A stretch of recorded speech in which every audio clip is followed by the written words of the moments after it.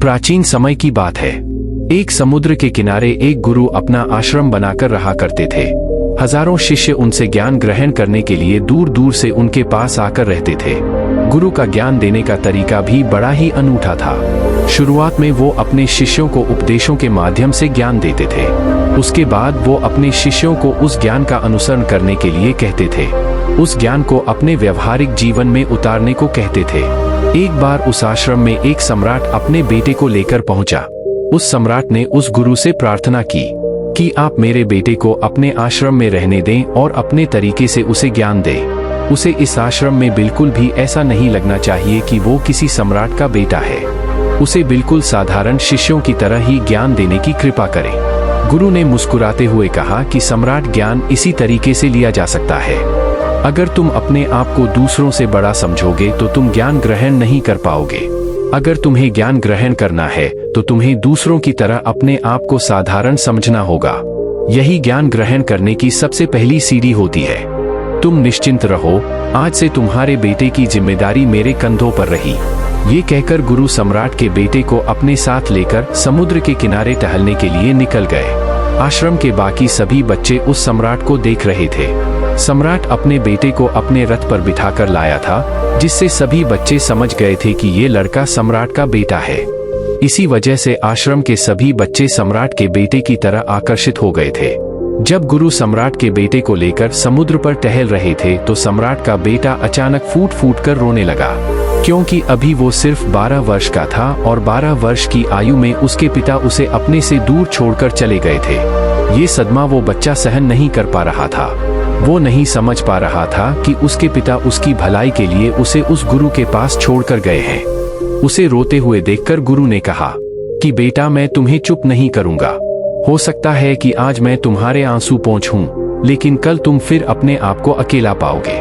याद रखना, जीवन में इंसान अकेला आता है और अकेला ही जाता है। जितनी जल्दी जो इंसान इस बात को समझ लेता है, वो उतनी जल्दी आत्मज्ञान के रास्ते पर निकल पड़ता है।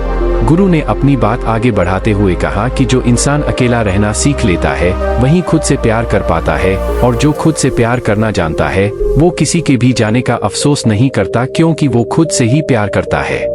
धीरे धीरे तुम आश्रम के माहौल में ढल जाओगे।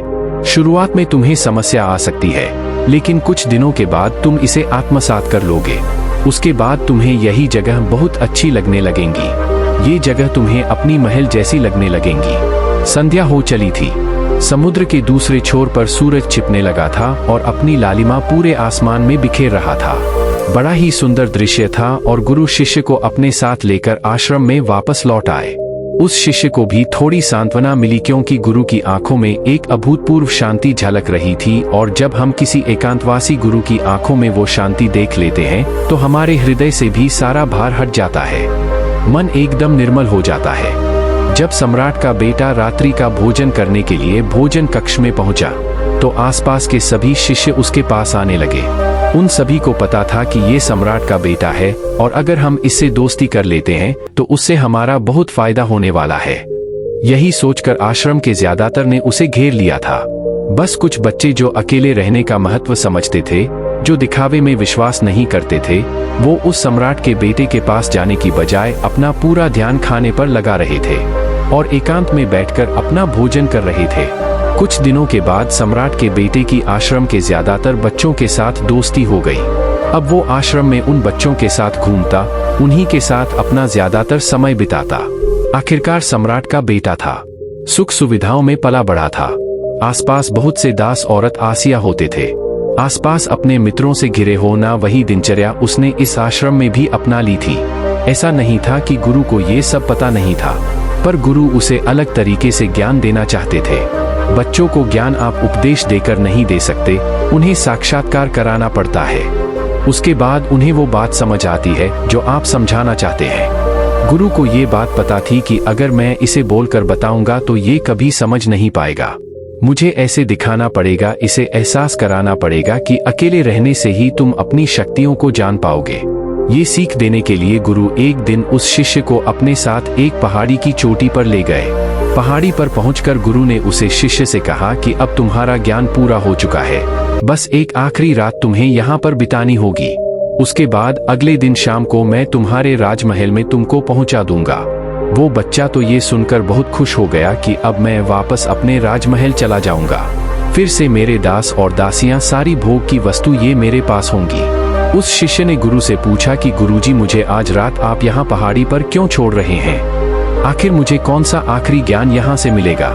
गुरु ने मुस्कुराते हुए कहा कि यहाँ पर चट्टान के पीछे तुम्हें छिपकर बैठना होगा। यहाँ पर रोज रात को एक बाज जाता है। तुम्हें उस बाज को देखना है, बड़ी गौर से देखना है, हर गतिविधि देखनी है, और उस बाज को देखने के बाद अगले दिन अगर तुम उस बाज की खूबियां मुझे बता पाए तो मैं तुम्हें तुम्हारे राजमहल वापस भिजवा दूंगा। और हाँ, सुबह आने से पहले एक बात पर और ध्यान देना है, एक चरवाहा यहाँ पर अपनी भेड़ों को चराने के लिए आता है। तुम्हें उन भेड़ों की गतिविधियां भी देखनी है। याद रखना, बाज की गतिविधि रात को और भेड़ों की गतिविधि सुबह। अगर तुम दोनों की गतिविधि ध्यान से देखकर मुझे बता पाए तो तुम इस आश्रम से हमेशा के लिए आजाद हो जाओगे। तुम्हारा ज्ञान पूरा हो जाएगा। मैं तुम्हारे पिता को कह दूंगा कि ये बच्चा हमारे आश्रम का सबसे ज्ञानी बच्चा है। ये कहकर गुरु अपने आश्रम में वापस लौट आए और वो बच्चा वहीं पर उस चट्टान के पीछे खड़ा हुआ उस बाज का इंतजार करने लगा। काफी वक्त बीत जाने के बाद वहां पर एक बाज अपने बच्चों के साथ पहुंचा। सम्राट के बेटे ने पूरी रात उस बाज की गतिविधि बड़े ही ध्यानपूर्वक देखी और सुबह होने के बाद जब चरवाहा वहां पर अपनी भेड़ों को लेकर पहुंचा तो उसने एक अभूतपूर्व दृश्य देखा। उसने देखा कि वो बाज भेड़ की एक मेमने को अपने पंजों में दबाकर आसमान में उड़ गया। उसने उस भेड़ के बच्चे का शिकार कर लिया था। ये सारा दृश्य देखकर वो बच्चा आश्रम में वापस अपने गुरु के पास पहुंचा। इससे पहले कि गुरु उससे कुछ पूछते, उसने गुरु को प्रणाम करते हुए कहा कि गुरुदेव, आप आश्रम के सभी बच्चों को यहाँ पर बुला लीजिए। मैं सब लोगों को बताना चाहता हूँ कि मैंने क्या देखा। जब आश्रम के सभी बच्चे वहां पर पहुंच गए तो उस सम्राट के बेटे ने कहना शुरू किया कि मैंने अपने जीवन में बहुत से पक्षियों को देखा है, लेकिन बाज उन सभी पक्षियों में से सबसे अद्भुत और सबसे अलग होता है। उदाहरण के लिए, एक तोता हम सभी ने देखा है। तोता बोलता तो बहुत है लेकिन कभी ऊंचा नहीं उड़ पाता। लेकिन एक बाज जो कि हर समय शांत रहता है, वो आकाश को भी छू सकता है। उसमें आकाश को भी छू लेने का सामर्थ्य होता है। जब भी एक बात अपने शिकार को निश्चित कर लेता है तो वो उसी शिकार पर अपनी नजरें गड़ाए रहता है, चाहे वो कितनी भी ऊंचाई पर क्यों ना हो, चाहे कितना भी बड़ा तूफान क्यों ना जाए, लेकिन उसकी नजर हमेशा अपने लक्ष्य पर स्थिर रहती है। आज सुबह जिस बाज को मैंने देखा, उसने हर भेड़ को अपना शिकार नहीं बनाया, बल्कि उस भेड़ के झुंड में से उसने उस भेड़ के मेमने को अपना शिकार बनाया। उस बाज की तरह हमें भी अपना ध्यान अपने एक ही लक्ष्य पर स्थिर रखना चाहिए। चाहे कितनी भी अड़चनें क्यों ना आए, हमें अपना लक्ष्य स्पष्ट दिखाई देना चाहिए। 10-20 अलग अलग लक्ष्यों में अपनी ऊर्जा बर्बाद करने की बजाय हमें किसी एक लक्ष्य पर पूरी एकाग्रता के साथ ध्यान देना चाहिए। तीसरी बात जो मैंने उस बाज से सीखी और जो हम सभी को सीखनी चाहिए वो ये है कि बाज कभी भी दूसरे पक्षी के साथ नहीं उड़ता, वो हमेशा आकाश में अकेला उड़ता है। इससे हमें ये सीख लेनी चाहिए कि हमें कभी भी छोटी सोच वाले लोगों के साथ नहीं रहना चाहिए। आखिरकार हम भी वही बन जाते हैं जिनके साथ हम रहते हैं। इसीलिए या तो बड़ी सोच वालों के साथ रहो या फिर अकेले रहो, क्योंकि जब हम अकेले रहते हैं तभी हम खुद की ताकत और खुद की कमजोरियों को जान पाते हैं। कमजोरियों को जानकर उनको दूर कर सकते हैं और अपनी ताकत को जानकर उसका सही इस्तेमाल कर सकते हैं। लेकिन वो तभी संभव होगा जब हम अकेले रहना सीखेंगे। चौथी सीख जो हमें एक बाज से लेनी चाहिए कि एक बाज हमेशा अपनी सीमाओं से ऊपर उठकर उड़ता है। जब तूफान आता है तो हर एक पक्षी अपने घोंसले की तरफ भागता है, खुद को छुपाने की जगह ढूंढता है, लेकिन बाज ऐसा कुछ भी नहीं करता। वो खुद की सीमाओं को तोड़कर बादलों से भी ऊपर उड़ने का प्रयास करता है। हवाएं उसे थपेड़े मारती है, पंख उसके बाहरी हो जाते हैं, पानी और धूल की वजह से उसे कुछ दिखाई नहीं देता, लेकिन वो फिर भी आसमान की तरफ उड़ता रहता है और अंततः बादलों से भी ऊपर निकल जाता है और वहां तब तक उड़ता रहता है जब तक मौसम ठीक नहीं हो जाता। अपनी सीमाओं को सिर्फ इसलिए तोड़ पाता है क्योंकि वो समस्या के आने पर उससे घबराता नहीं है, उससे डरकर बचने का प्रयास नहीं करता, बल्कि एक सकारात्मक नजरिए के साथ उसका सामना करता है। जीवन में चाहे कितनी भी अड़चनें क्यों ना आए, हमें उन अड़चनों से लड़ना चाहिए, ना कि उनसे डरकर कहीं छुप कर बैठना चाहिए। बहादुर तो वो लोग होते हैं जो तूफानों से टकरा जाते हैं, कायर तो अपने घर में, अपने घोंसले में अपनी जगह ढूंढकर बैठ जाते हैं। पांचवी बात जो हम एक बात से सीखनी चाहिए कि बाज कभी भी अपने घोंसले में घास के कोमल तिनके नहीं रखता। जो तिनके एक कोमल होते जाते हैं वो उन्हें निकालकर फेंकता रहता है। उसी तरह चाहे कितनी भी आरामदायक जिंदगी आपको मिली हो, लेकिन उस आराम से ऊपर उठकर अपने आलस्य को तोड़कर जीवन में मेहनत करते रहना चाहिए। जीवन में पसीना बहाना चाहिए, शारीरिक मेहनत करनी चाहिए। अपने घोंसले से कोमल तिनके उठाकर फेंक दो और आज ही अपने आलस्य को तोड़कर निकल पड़ो। हर दिन अपने आप को चुनौतियां दो, हर दिन मुश्किलों से लड़ो, क्योंकि वही मुश्किलें तुम्हें मजबूत बनाएंगी। जंगल के राजा शेर को भी झुंड बनाकर शिकार करते हुए देखा जा सकता है, लेकिन बाज हमेशा अकेला शिकार करता है, क्योंकि वो जानता है कि भीड़ हौसला तो देती है मगर साहस छीन लेती है। आदमी को हमेशा अकेले ही आगे बढ़ना होता है।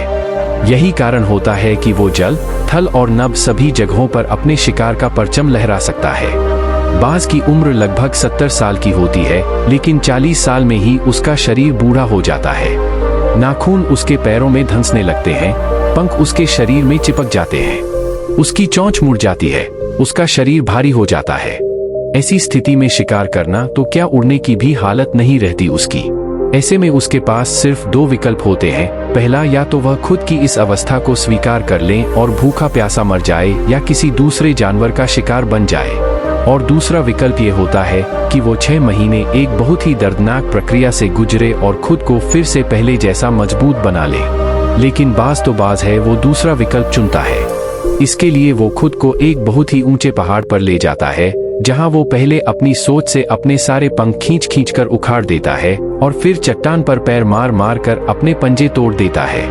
उसके बाद उसी चट्टान पर अपनी चोंच को पटक पटक कर तोड़ देता है और इस लहूलुहान अवस्था में खुद को दूसरे जानवरों से छुपाता फिरता है। अगले 6 महीने तक वो इसी दर्दनाक प्रक्रिया से गुजरता है और इंतजार करता है नए चोंच, नए पंख और नए पंचों का। तब फिर वो अपनी नई जिंदगी शुरू करता है और निकल पड़ता है अपने शिकार पर और अगले 30 सालों तक फिर से राज करता है।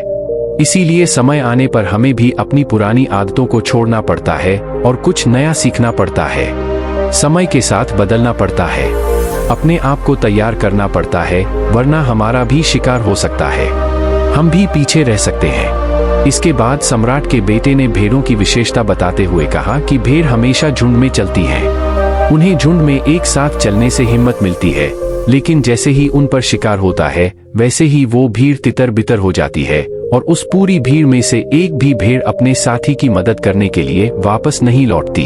इससे हमें ये सीख मिलती है कि हमारे साथ कितने भी लोग खड़े हो, किसी पर भी यकीन नहीं करना। यकीन करना तो खुद पर करना, क्योंकि बुरा समय आने पर वो भीड़ कब तितर बितर हो जाएगी आपको पता ही नहीं चलेगा। गुरु को प्रणाम करते हुए सम्राट के बेटे ने अपने गुरु से कहा कि गुरुदेव, अगर मुझसे कोई सीख रह गई हो तो कृपया करके आप बताने की कृपा करें। गुरु ने सभी बच्चों को संबोधित करते हुए कहा कि ये सभी बातें जो अभी इस बच्चे ने बताई है सब सही है, लेकिन ये सारी खूबियां आप लोगों में तभी पैदा हो पाएगी जब आप अकेले रहने का अभ्यास करेंगे। आपने देखा होगा कि बाज कभी भी किसी दूसरे पक्षी के साथ नहीं रहता, ना ही किसी के साथ अपनी जोड़ी बनाता। वो आसमान में अकेला उड़ता है और अकेला उड़ने की वजह से वो अपनी ताकत और अपनी कमजोरियों को जान पाता है। इसके बाद गुरु ने अपनी बात खत्म करते हुए कहा कि मैं आज रात इस सम्राट के बेटे को इसके राजमहल में छोड़ने के लिए जा रहा हूँ, क्योंकि इसके सीख यहाँ पर पूरी हो गई है। और ये कहकर गुरु उस सम्राट के बेटे का हाथ पकड़कर राजमहल की तरफ रवाना हो गए और बाकी के सभी बच्चे उन्हें पीछे से जाते हुए देखते रहे। नमो बुद्धाय।